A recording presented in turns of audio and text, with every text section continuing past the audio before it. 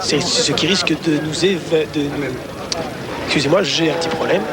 Ce qui, en tous les cas, est un signe de qualité pour ce combat, puisque le rôle de l'arbitre est très important. Ce Rudy Ortega, donc, a dirigé, je crois, un peu plus de 40 championnats du monde. 46 pour être précis, Jean-Michel, et notamment le Holmes Snipes de 1981. Vous savez qu'en WBC, il n'y a pas de compter debout, que la règle des 3 knockdowns n'est pas forcément valable et qu'à tout moment, l'arbitre peut interrompre ce combat. En tous les cas, ce sont les 2 meilleurs super plumes au monde que nous voyons cet après-midi dans les arènes de Nîmes. Cela nous démontre certainement, va nous valoir un combat de très haute qualité. Un combat qui semble un petit peu la étant donné les déclarations tonitruantes des 2 boxeurs depuis une semaine. Première reprise, Francesco Tomás da Cruz dans les couleurs brésiliennes, or et vert. Et plus grand donc, plus grand que Julio César Chavez. 4 ou 5 cm, mais qui compte puisque cela se reporte aussi sur la longe qui va être supérieure chez le Brésilien. Mais comme vous le disiez tout à l'heure, Jean-Philippe, il semble à la vue des combats que vous avez diffusés que donc Da Cruz ne sait pas toujours très bien profiter de cet avantage. Il préfère boxer de près, paradoxalement. En tous les cas, pour l'instant, les 2 adversaires s'observent.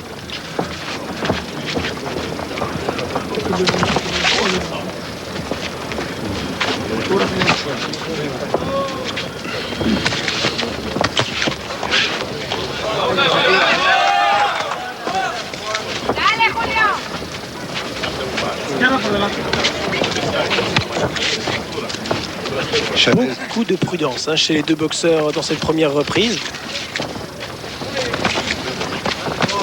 C'est sans doute là, comme ça, à mi-distance ou de près, que nous allons pouvoir les juger. C'est là où ils s'expriment le mieux tous les 2.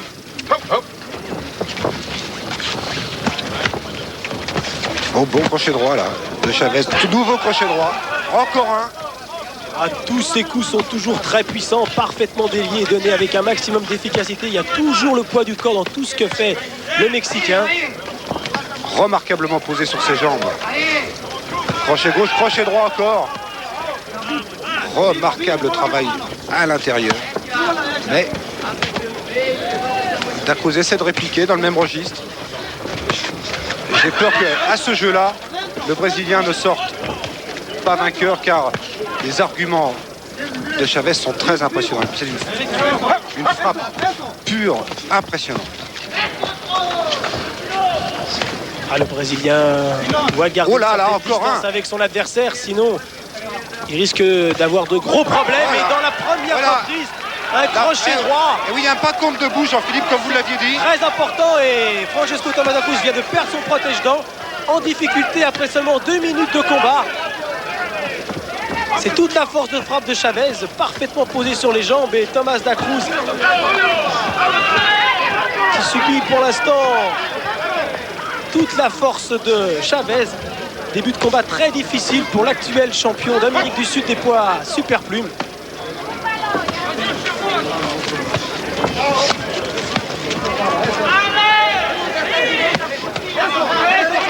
Il n'a plus toute sa lucidité déjà après seulement 2 minutes 30 secondes.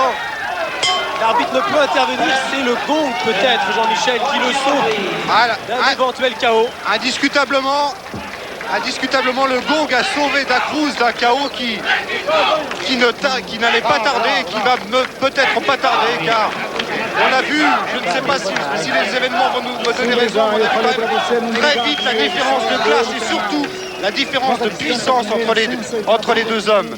Les coups de Chavez font terriblement mal. Les 2 boxeurs n'évoluent pas dans la même catégorie. On le remarque, l'accélération des 2 mains de Chavez. Notamment ce petit crochet du droit très très court, mais donné avec toute la puissance du corps, avec les pieds bien posés au sol. C'est l'arme absolue du puncher. Chavez qui s'est préparé parfaitement, qui n'a plus du tout ces problèmes de poids qu'il connaissait l'été dernier. Il n'a eu aucun problème pour descendre en dessous des 58 kg 967, qui est la limite des super plumes. Il est à 300 grammes en dessous. Il est parfaitement affûté. Il n'a pas boxé depuis 4 mois. Il est très reposé. Et cela risque d'être très difficile pour Francesco Tomás da Cruz. Il faut qu'il fuit, il faut qu'il boxe à distance et qu'il boxe en remisant s'il veut avoir une chance. Mais oui, il n'y arrive pas, il s'approche. Et là, c'est une tactique peut-être suicidaire, compte tenu de sa morphologie. On a encore une terrible droite, crochet gauche, crochet droit. Quelques bonnes répliques tout de même, mais insuffisantes pour stopper le Mexicain. Mais tous les coups sont très très puissants, très lourds.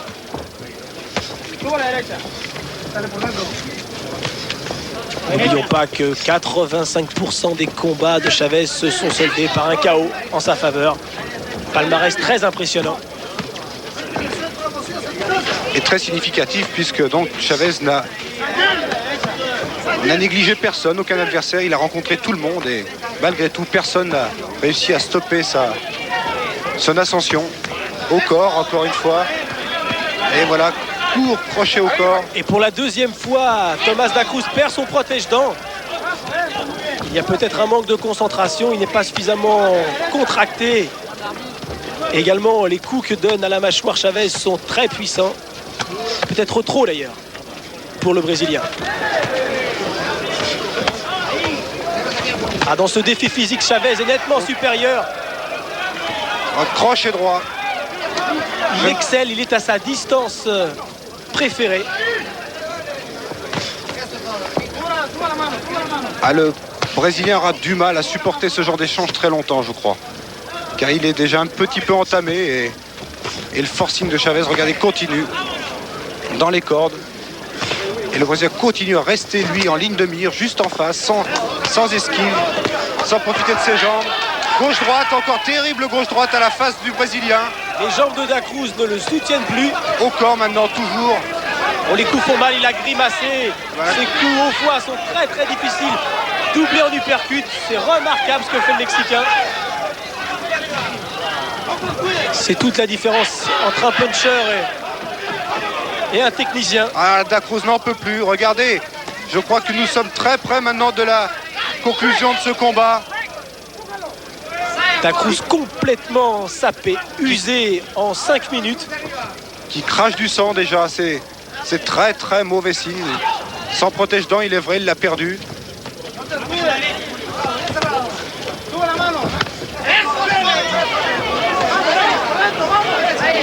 Cela fait plus d'une minute que da Cruz ne donne plus un seul coup.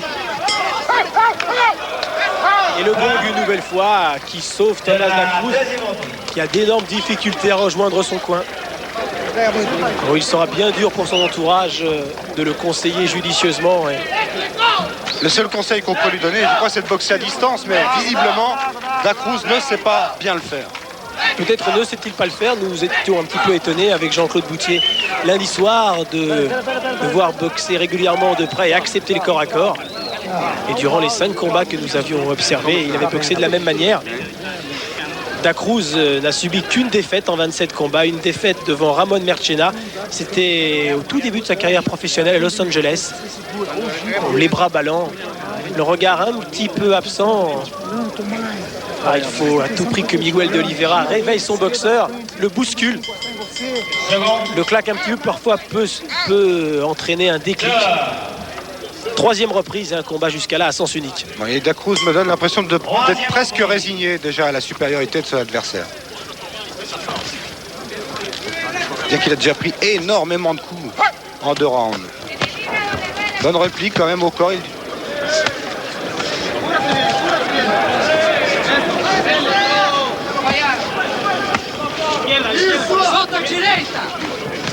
Solta direita!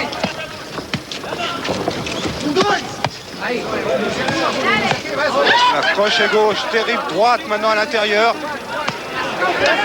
Les séries à la face, sur les flancs. Il est obligé de baisser sa garde. Il n'en peut plus, il s'accroche d'ailleurs au Mexicain.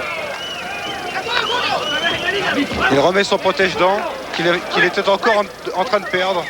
Il est certainement en manque d'air avec la bouche entrouverte. Problème de respiration, c'est le souffle coupé avec ses coups au flanc. L'arbitre a réprimandé Chavez pour un coup bas, mais Il ne serait pas étonnant que Dacruz s'écroule sur un coup qui serait pas forcément le plus efficace. tout à fait, tout à fait.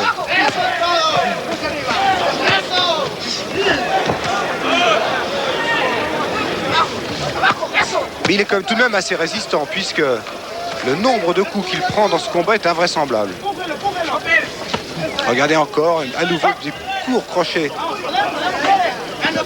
Il tente de répliquer.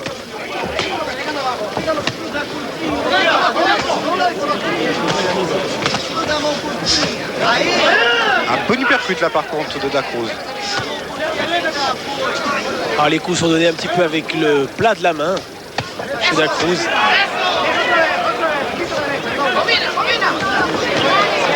Oh, les uppercuts, c'est remarquable.